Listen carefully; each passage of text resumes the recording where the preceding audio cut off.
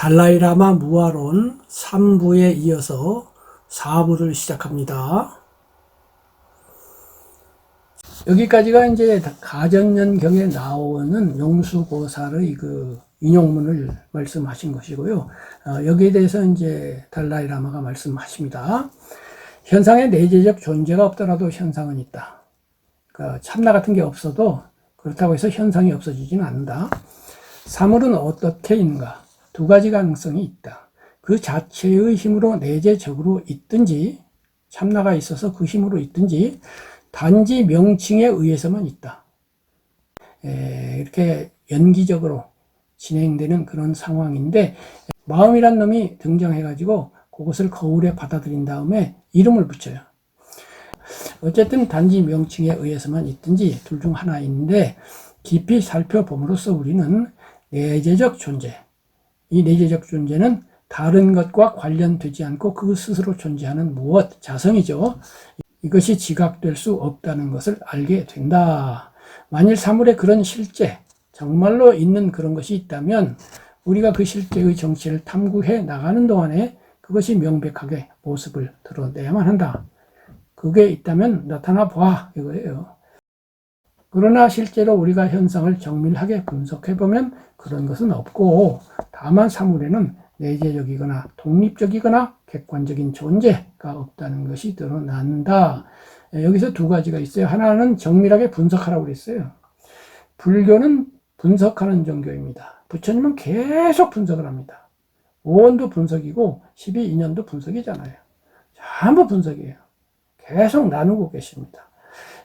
그래서 부처님 당시의 외도들, 다른 종교에서는 부처님을 분별론자 이렇게 부른 그런 경우도 있었어요.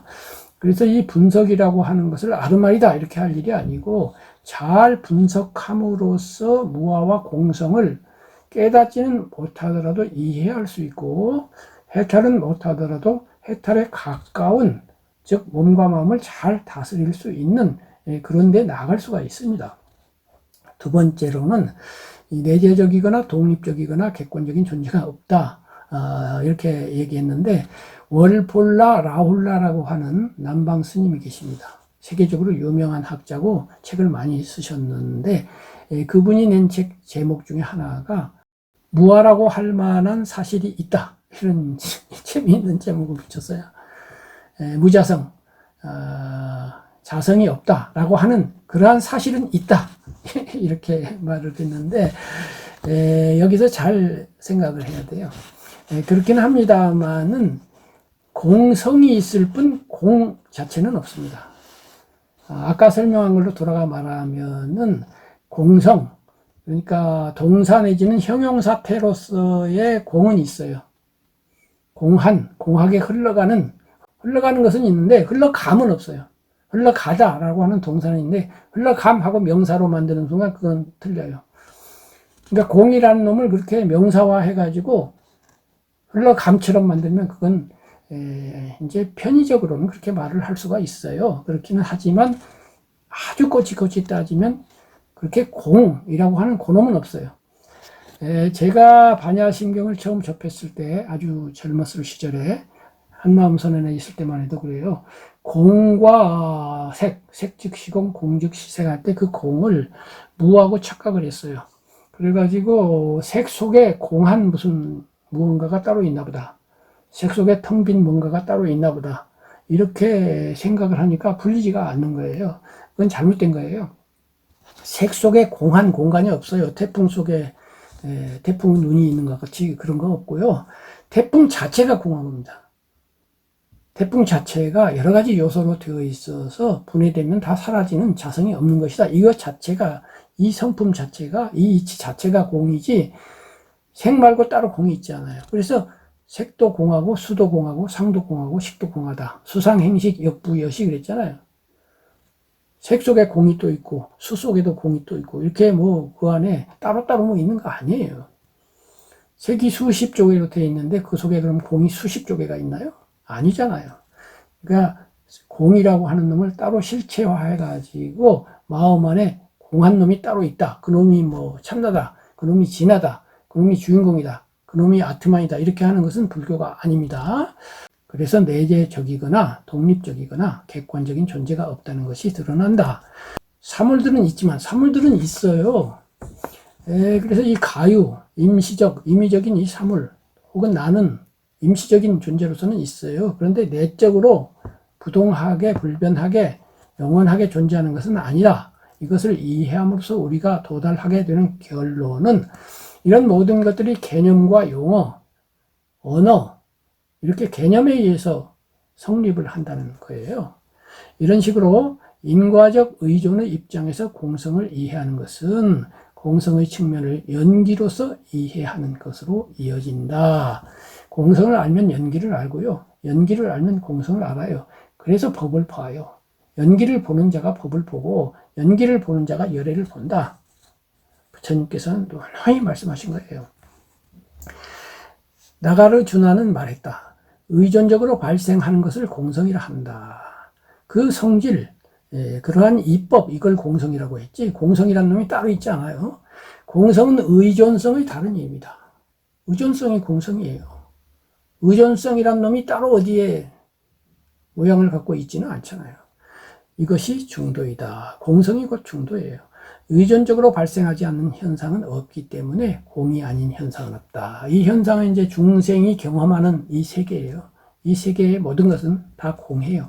나도 공하고 이 세계도 공합니다. 319쪽. 많은 경전들은 열반은 초세간의 대상이라고 설명을 한다. 이제 여기까지 지금까지 주로 유의법에 대해서 말했어요. 세간법에 대해서, 중생 세계에 대해서, 집착하는 세계에 대해서, 무지한 세계에 대해서 그런 세계에 있는 불제자들을 향해서 무위법, 열반계, 열반으로 나가기 위해서 초세간, 세간을 넘어가기 위해서 이쪽 언덕에서 저쪽 언덕으로 열반 언덕으로 건너가기 위해서 그렇게 하기 위해서 그것을 돕기 위해서 사성제를 비롯한 수많은 설법을 하신 거예요. 그런데 이제 열반에 도달했어요. 부산이 출발점인데 서울에 도달을 했어요. 서울을 열반이라고 하자고요. 이렇게 하면 부산 분들이 섭섭한가요? 그러면 서울서 출발해서 부산으로 가는 걸로 하자고요. 이렇게 됐는데 많은 경전들은 열반은 초세간의 대상이라고 설명한다. 부처님께서는 열반에는 세 가지 무위의 특성이 있다고. 열반은 무위예요. 나머지는 다 유인데, 즉 열반에는 발생, 소멸, 변화가 파악되지 않는다고 말씀하셨다. 이 세간법은 계속 발생하고 계속 소멸하잖아요. 발생과 소멸이 곧 변화죠. 근데 열반은 발생하지도 않고 소멸하지도 않고 변화되지도 않아요. 소멸하는 유의의 현상들과 다르게 무유인 열반들은 그런 변동이 없다. 열반은 원인과 조건으로 인해 발생하지도 소멸하지도 않고 열반 아닌 것으로 변하지 않는다 해서 열반은 무상한 것이 아니에요. 상한 것이에요. 그런데 재미있는 것은 뭐냐면 발생하지도 소멸하지도 않고 열반 아닌 것으로 변하지 않는다. 그래야만 되겠죠. 실컷 열반이 발생했는데 소멸해버리면 안 되겠죠. 그런데 그 앞에 원인과 조건으로 인해 그랬어요. 원인과 조건이 연기법, 인연법이고 이 중생세계는 원인과 조건으로 인해서 일어나기 때문에 무상하고 무아인데 열반은 원인과 조건으로 인해 발생하지 않는다. 이 말을 어떻게 이해해야 할까요? 사성제의 틀 안에서 열반은 세 번째인 멸성제이고 이 멸성제는 네 번째인 도성제를 감으로써 성취가 됩니다. 발정도를 비롯한 도, 길, 수행의 길을 가져 경부고속도로를 감으로써 부산에 도달하는 거예요. 그런데 여기에서 열반은 원인과 조건으로 인해 발생하지도 소멸하지도 않고 이렇게 되면 어떻게 됩니까? 경부고속도로로 왔기 때문에 부산에 온 것이 아니고 이런 뜻이 돼요. 발정도를 닦았기 때문에 깨달은 것이 아니고 이런 뜻이 된다고요. 이게 말이 됩니까? 발정도를 안 닦았는데 될 수가 있나요? 바로 여기에 열반의 어려움이 있습니다. 이쪽 중생의 입장에서 보면은 길을 갔기 때문에 도달한 거 맞아요.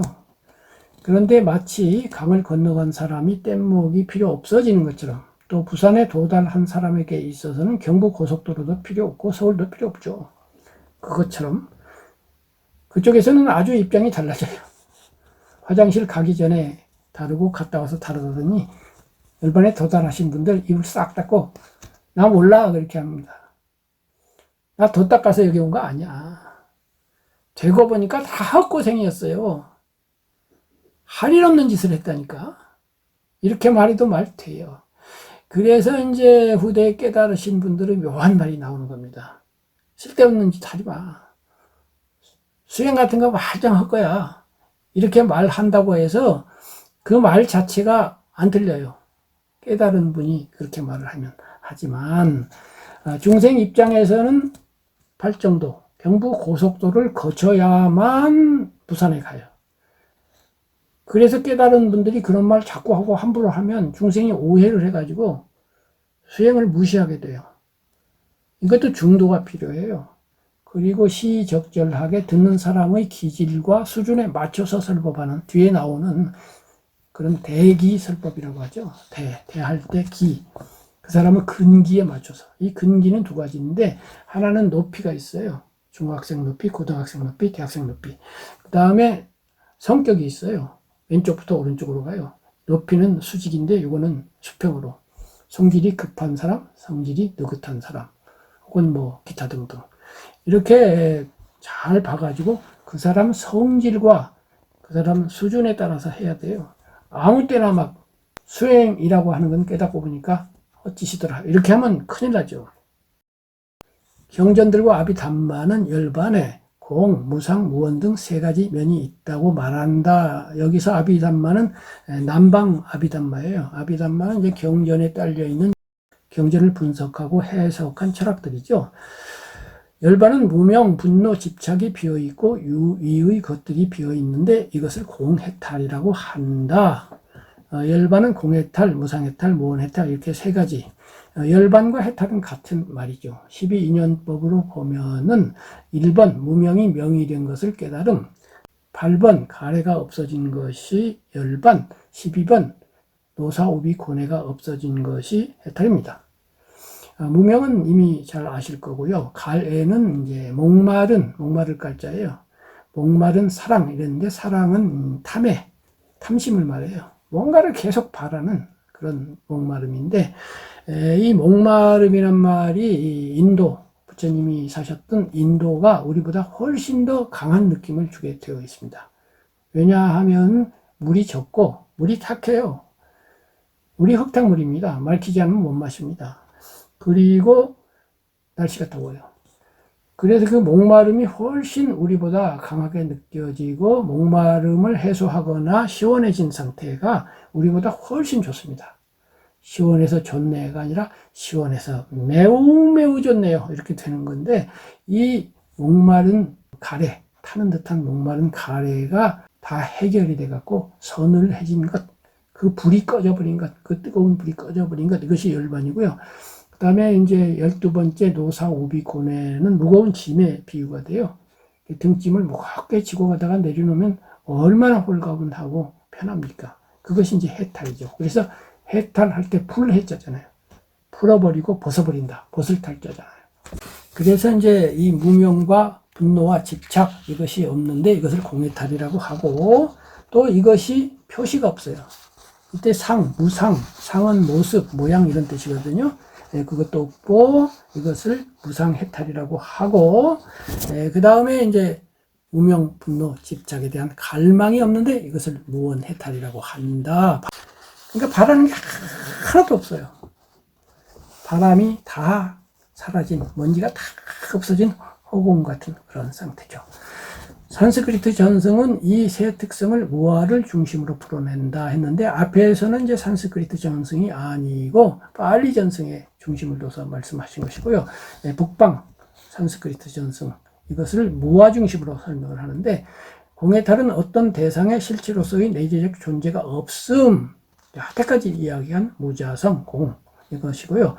무상해탈은 열반의 원인이 내재적으로 없음, 무언은 그 결과가 내재적으로 없음. 그러니까 아까로 돌아가서 열반은 도달해 놓고 보니까 원인도 없고 결과도 없어요. 원인 결과가 있어버리는 순간 상대 세계로 떨어져 버리고 열반이 아닌 게 되어버려요. 320조.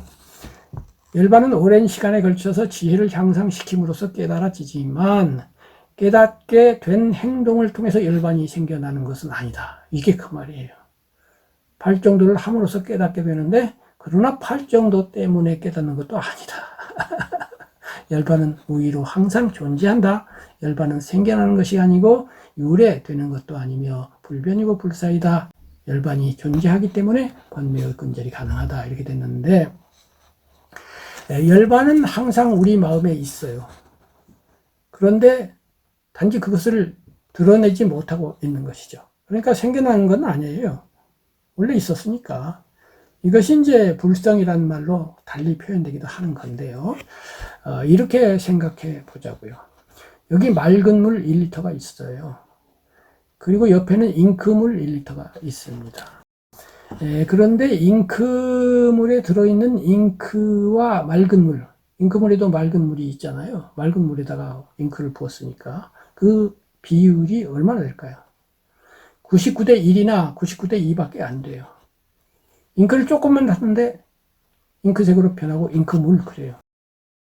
그리고 잉크물만 보여요, 우리 눈에는. 맑은 물은 안 보입니다. 커피가 있어요. 200리터짜리 컵에다가 맑은 물을 넣고 커피 믹스를 부었어요. 커피 믹스 안에는 커피, 그다음에 설탕, 프림 3가지가 들어있어요. 그리고 색깔이 변했어요. 그래서 커피 이렇게 불러요. 믹스 커피. 그렇지만은 그 2리터 플러스 커피 믹스 약간 더해졌으니까요. 그 전체의 양에서 커피 믹스로부터 들어온 부분은 1%는 넘겠지만은 5%는 안 돼요. 조금밖에 안 돼요. 그래도 우리는 그것을 커피라고 불러요. 맑은 물 이름 안 부릅니다. 이것을 맑은 물이라고 안 합니다. 중생 상태가 그와 유사합니다. 우리가 커피이거나 잉크물이에요. 그래서 이제 중생의 마음, 잉크물, 잉크 마음 안에도 맑은 물은 항상 존재해요. 그것이 열반은 우위로 항상 존재한다. 잉크는 유위예요. 열반은 생겨나는 것이 아니죠. 원래 있었으니까. 유래되는 것도 아니에요. 어디서 오는 게 아니에요. 밖에서 오는 것이 아닙니다. 불변이고 불사이다. 그 맑은 물은 완전한 거예요.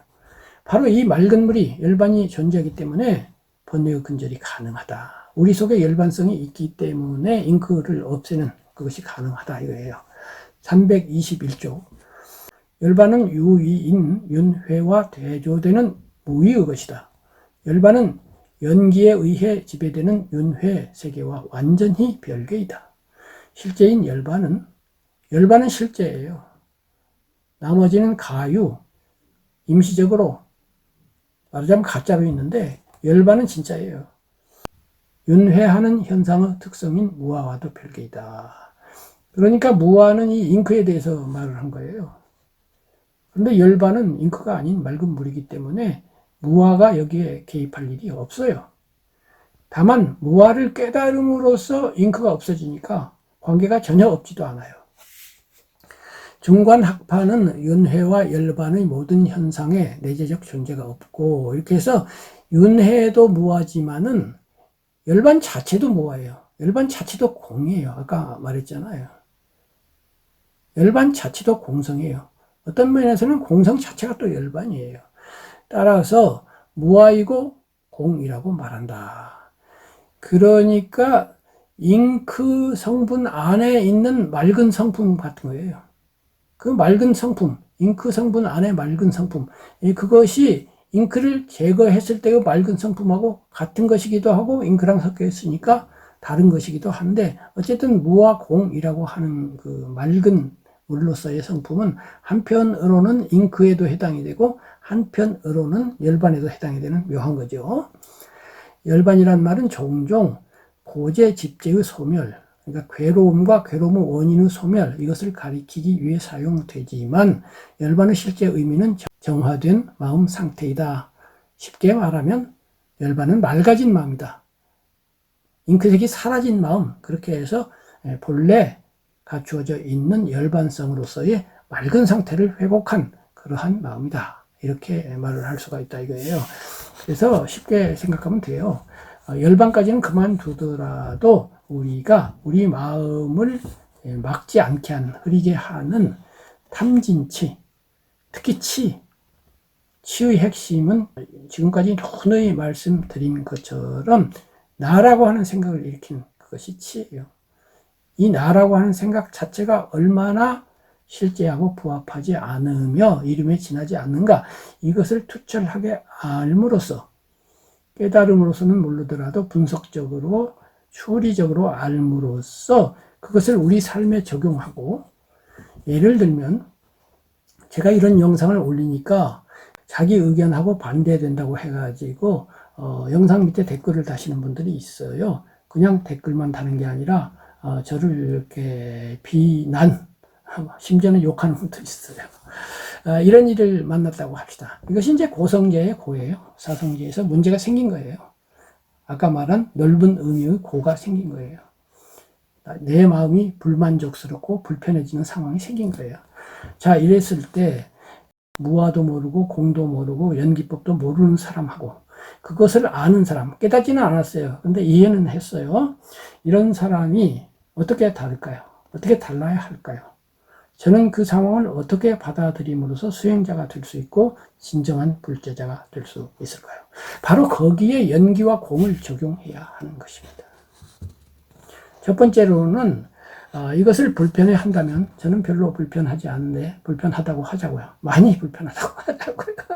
불편하다면 첫 번째로는 그 불편한 마음을 느끼는 놈이 있나? 김정빈이라는 나가 있나? 그걸 한번 봐야 돼요.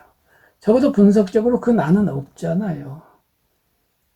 예를 들면 공을 던지면 거기에 벽이 서 있으면 벽에 부딪혀서 튕겨져 나갑니다.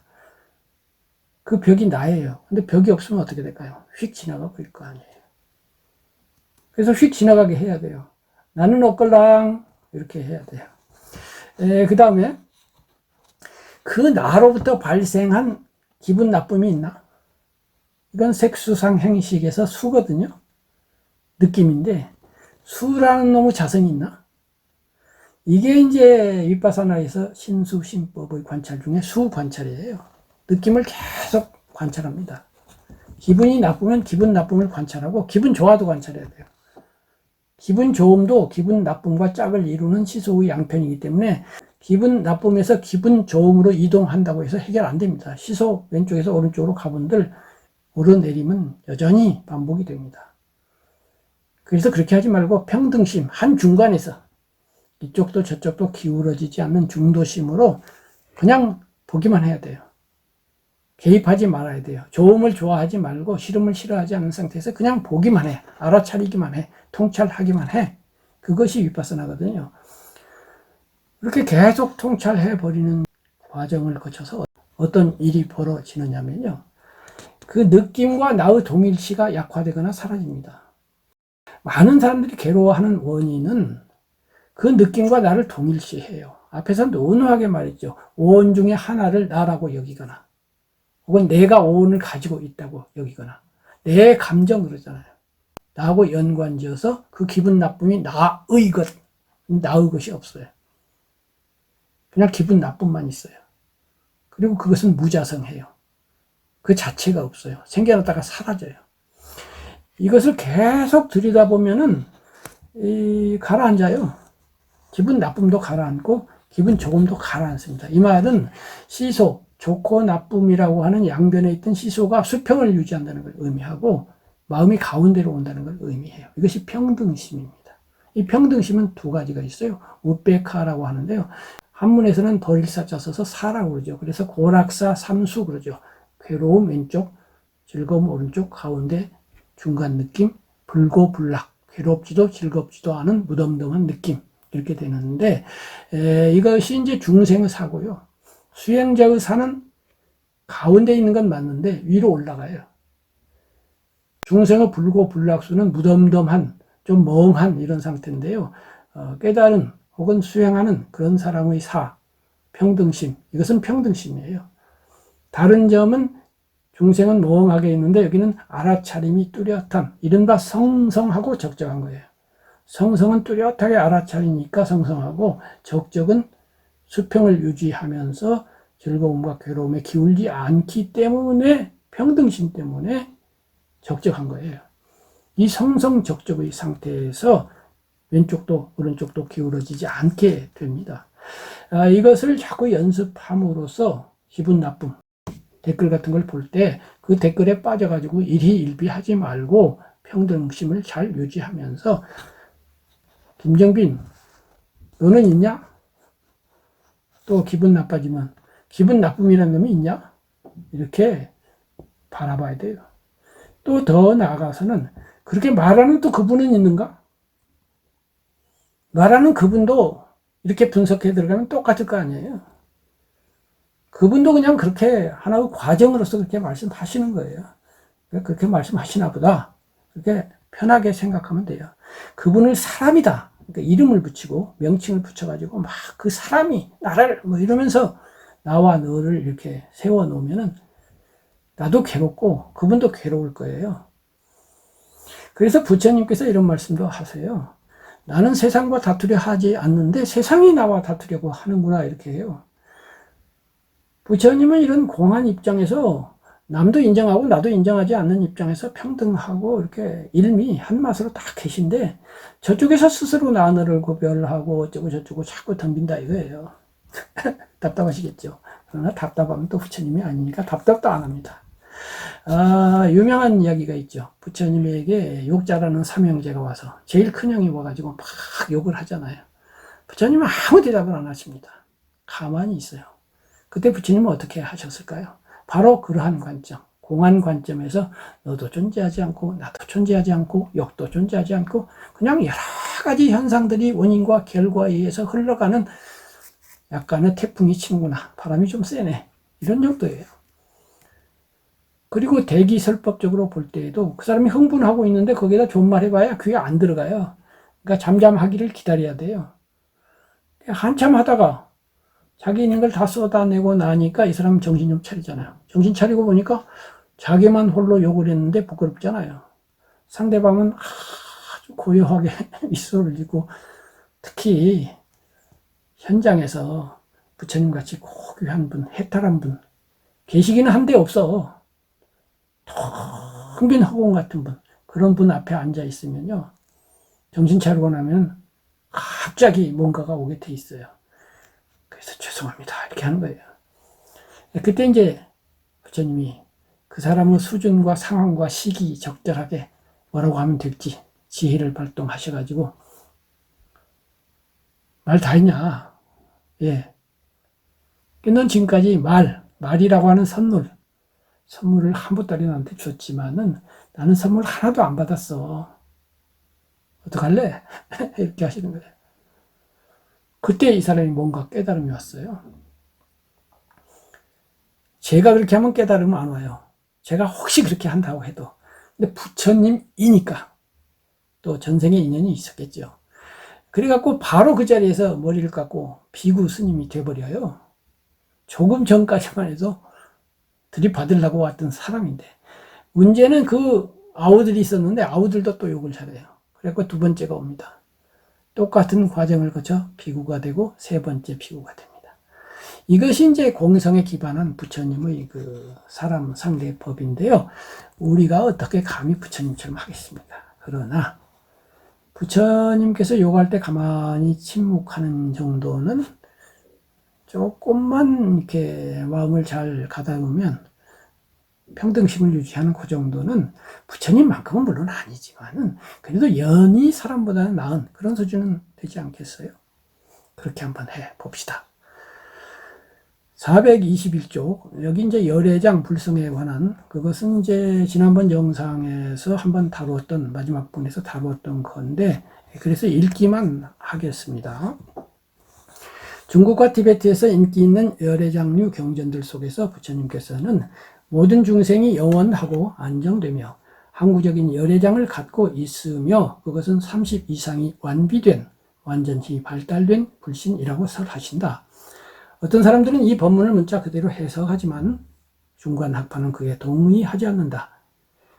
만일 우리가 영원하고 안정되고 항구적인 본질을 갖고 있다면 그것은 오화와 오순된다. 오히려 그것은 비불교도들이 주장하는 자아, 셀프, 진화, 참나, 영원 이런 거하고 비슷하지 않은가. 이와 동일한 의심을 능가경에서 마하마따가 표현했다. 그러니까 경전 안에서도 이런 데 대한 인식이 있었던 거예요. 그래서 등장인물이 물어보는 거예요. 열애장은 본래적으로 밝게 빛나고 처음부터 완전히 청정하다고 합니다. 그 열애장이 30 이상을 갖춘 상태로 모든 중생 안에 존재한다면 더러운 천으로 감싼 보석처럼 온들, 구성요소들, 근들 속에 감싸 있는 것은 비불교도들이 주장하는 자아와 어떻게 다릅니까? 중간아파는 이렇게 대답한다. 정신적으로 미성숙한 어떤 사람들은 무아와 공성의 개념을 듣고 두려워한다. 그들은 무아를 아무것도 존재하지 않는다. 나는 없다. 이 가유, 임의적 존재로서 경험하는 이놈이 없다고 생각하고 그런 뜻이라고 잘못 생각을 하고서는 공성을 깨달으면 자신이 존재하지 않게 될까봐 겁을 내는 것이다. 부처님께서는 그들의 공포를 진정시켜 그들이 공성을 완전하고 올바르게 알도록 점진적인 교화를 하시는 과정에서, 그러니까 그 사람들의 수준에 맞추어서 고등학생한테는 고등학생 수준에 맞추어서 열애장 또는 불성을 설하신 것이다. 즉 부처님께서는 그들의 수준, 그들의 관념에 알맞추어 이 교리를 설하셨다. 열애장 불성과 영속적인 자아를 믿는 비불교도들의 주장은 어떻게 다른가?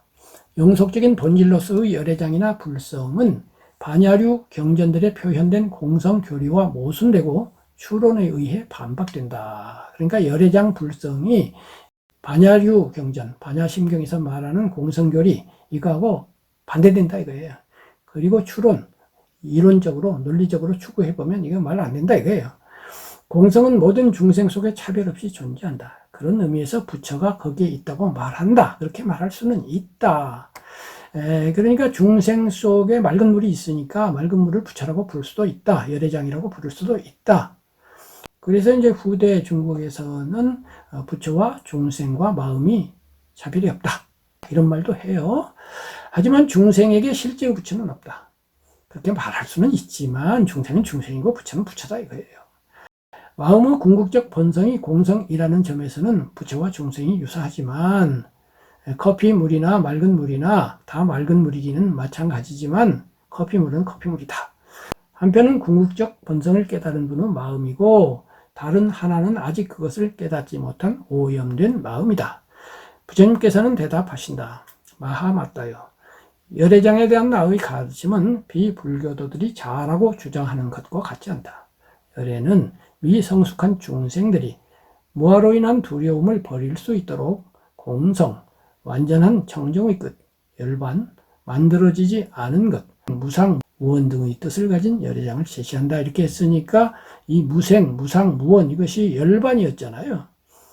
그러니까 열반을 다른 이름으로 열애장이라고 하고 우리에게는 그 열반성 자체가 있기 때문에 수행을 할 수도 있고 깨달을 수도 있는 거야. 그러니까 그 열반성이 있음을 잊지 마. 너무 이렇게 잉크색, 커피색에만 집중하지 말고 99%는 너는 맑은 물이야. 이런 얘기예요. 여기서 우리는 부처님이 중생을 도로 인도하기 위해서 이 도라고 하는 게 경부고속도로 수행법 8정도예요. 도로 인도하기 위해서 장소와 시간에 따라 각기 다른 수준과 기질, 수준은 높낮이, 중학생, 고등학생, 대학생, 기질은 성질이 급함, 성질이 느긋함 이런 거예요. 기질을 가진 청중을 위해 그들에게 필요한 수준과 성향에 맞추어 얼핏 달라 보이는 가르침을 능숙하게 베푸시는 것을 본다.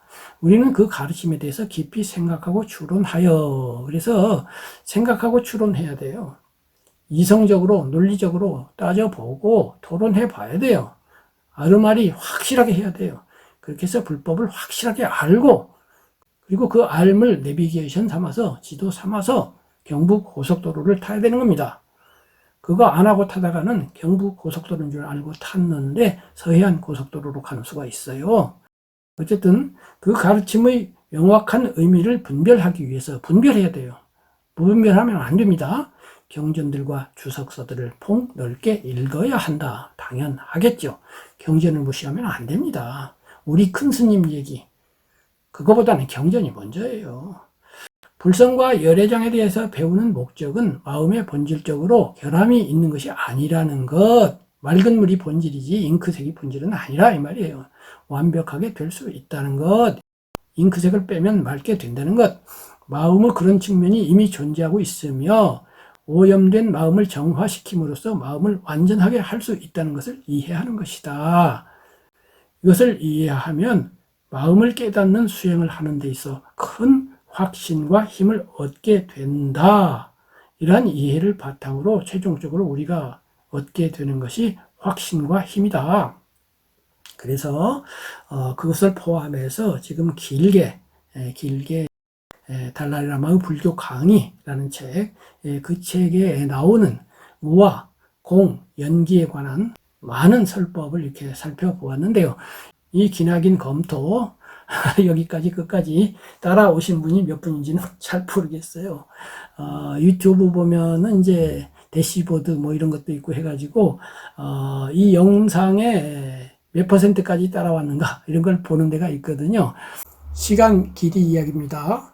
예를 들면 그 영상이 10분짜리면 10분 중에 몇 분까지 따라왔느냐, 3분까지 따라왔느냐, 7분까지 따라왔느냐, 중간에서 어디서 보기를 그쳤느냐 이런 얘기예요. 전문가의 말에 따르면은 한 영상에 20% 정도 오면은 평균이고 30%만 와도 많이 오는 거다 이렇게 해요. 그런데 이제 50% 오면 굉장히 많이 오는 겁니다. 왜냐하면은 10명이 들어왔는데 10명 중에 8명이 다 봤다 하더라도 나머지 2명이 들어오자마자 나간 분이 있어요. 1초 만에 또는 5초 만에. 그런 분이 평균치를 많이 깎아먹거든요.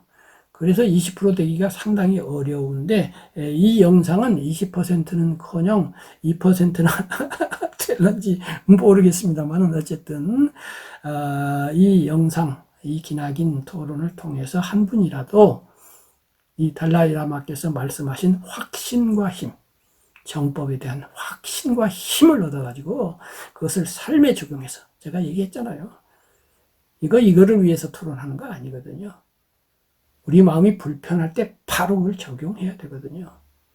바로 적용해서 조금이라도 힘이 되고 확신이 되고 그렇게 해서 이 거칠고 험한 삶 꿋꿋하게 헤쳐나가면서 의젓한 대장부로서 사자처럼 독수리처럼 그렇게 걸어가는 그런 불제자가 되시는데 저의 이 영상이 조금이라도 도움이 된다면 참 좋겠습니다.